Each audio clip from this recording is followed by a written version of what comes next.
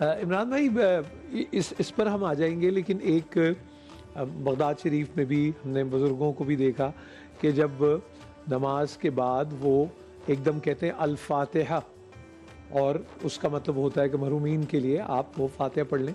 تو یہ جو الحمد شریف ہے اور اس کے ساتھ 3 بار سورہ اخلاص ہے، اس کی یہ جو پوری کیمسٹری ہے اس کمبینیشن کی، ایک تو اس پہ ذرا روشنی فرما دیجئے. اور دوسرا ہی میں پھر جیسے وہ مروی ہونے کی بات تھی کہ اگر میں یہ اہدنا الصراط المستقیم کو دہراؤں اور مجھے لگے کہ مجھے رستے کی تلاش ہے اور میں تنہا بیٹھا ہوں اور میں رب سے یہ بات کروں، تو اس میں کوئی حرج تو نہیں؟ بسم اللہ الرحمن الرحیم.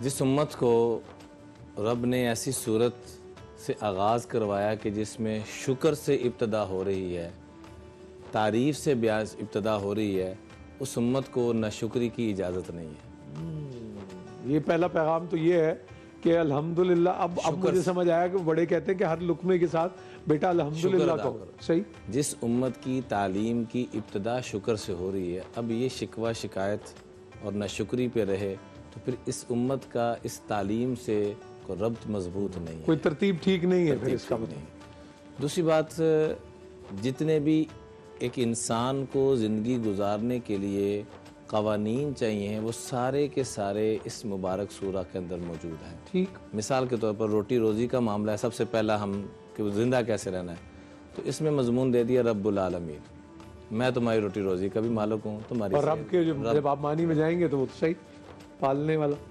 اور دوسرا آ جاتا ہے کہ یہاں پریا پنچایت کو مسائل آتے ہیں، ایشوز آتے ہیں، عدالتیں لگتی ہیں، تو رب نے کہا عدالتیں ٹھیک لگانا مالک یوم الدین، ایک عدالت میں بھی قائم کرنے والا ہوں.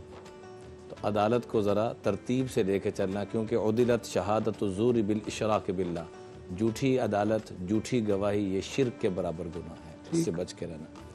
تیسرے نمبر پہ کہ انسان نے سر خم تسلیم جھکنا کس کے سامنے ہے، تو وہ بھی بتا دیا ایاک نعبد و ایاک نستعین، سر تسلیم خم بھی ہو. صحیح.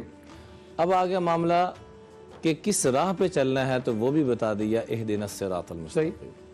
چوتھے نمبر پہ کہ ملی قومی کس اعتبار سے پوری حکومتی سطح کو لے کے چلنا ہے، تو فرما دیا غیر المغضوب علیہم ولا الضالین، کہ نہ یہود و نصارہ کی ترتیب نہ کسی اور کی ترتیب لے کے چلنی ہے، تو صراط الذین انعمت علیہم، جن پر میرا انعام ہوا. وہ انعام یافتہ لوگ کون ہیں؟ انبیاء. قرآن پاک نے اس کا ذکر کیا ہے. قرآن پاک کی بعض آیات کی تفسیر ہے اولئک الذین انعم اللہ علیہم من النبیین والصدیقین والشہداء والصالحین. باقی رہا معاملہ آپ جو بات فرما رہے تھے کہ نماز جو پڑھتے ہیں، نماز کے بعد میں وہ ایصال ثواب بھی بلکہ ایصال ثواب کا بھی ہمارا جو عموماً کہا جاتا ہے، چونکہ مختلف صورتوں کے مختلف فضائل ہیں، تو اتنے کم وقت میں کوئی ایسی صورت نہیں ہے کہ جس کا اتنا زیادہ ثواب مل سکے. وہی کمبینیشن میں اتنی جامعیت اس میں. جی. تو اس لیے سورہ فاتحہ مختصر سا پڑھ کے کل شریف 3 دفعہ پڑھ کے تو ہم کہتے ہیں کہ تھوڑے وقت میں ہم کسی کے پاس گئے ہیں، کوئی دکھی آدمی ہے، تو اس کو سب سے بڑا تحفہ کیا دینا چاہیے؟ ایک تو ہمیشہ اصول اپنا لیں کہ ہم نے کسی بھی دکھی کے پاس جانا ہے تو اس کو تسلی دینی ہے، اور یہ سب سے بڑا تسلی دینے کا تحفہ ہے کہ ہم آپ کے جانے والے کے لیے سورہ فاتحہ پڑھ رہے ہیں، ہم آپ کے جانے والے کے لیے سورہ اخلاص پڑھ رہے ہیں، تو تھوڑے وقت میں آپ کو بہت بڑا گفٹ دے رہے ہیں. بالکل اول آخر درود پاک پڑھ رہے ہیں. باقی رہا معاملہ کہ نماز سے جب ہم فارغ ہوں تو ہمارے استاد محترم فرمایا کرتے تھے کہ اصل نماز تو سلام پھیرنے کے بعد شروع ہوتی ہے. واہ جی بھائی، یہ تو علامہ صاحب والی بات آ گئی.